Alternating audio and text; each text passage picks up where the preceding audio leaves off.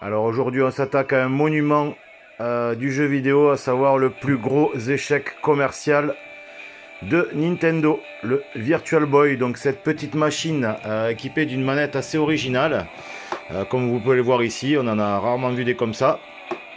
Donc en fait, le principe de la machine, c'est un système en bichromie, donc on voit du rouge et du noir. Et en fait, comme on a les deux yeux avec un petit décalage de quelques millisecondes, ça fait un effet de relief qui est vraiment assez bluffant.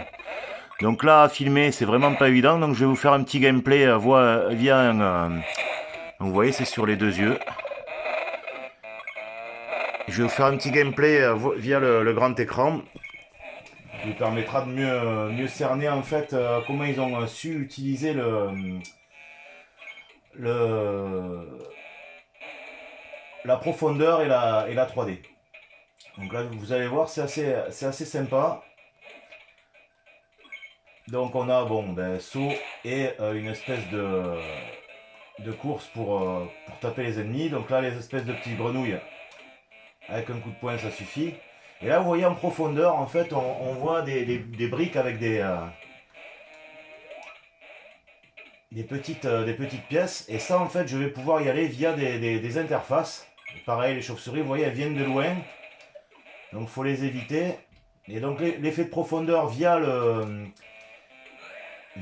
support Virtual Boy est vraiment sympa. Là, on le devine un peu. Donc là, vous voyez, je vais passer, hop, dans le monde de derrière. Donc avec ce système de 3D, bon, ça fait un effet qui est quand même assez sympa.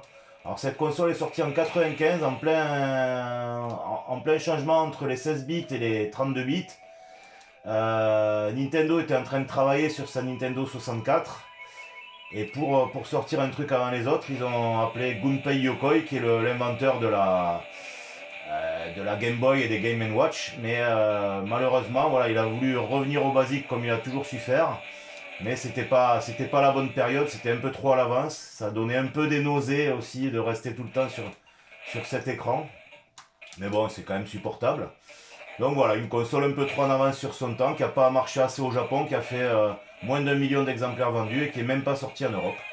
Donc si vous voulez avoir la chance d'y jouer, je vous propose de faire une petite prestation rétro gaming pour vos événements et d'apporter ce magnifique objet de musée.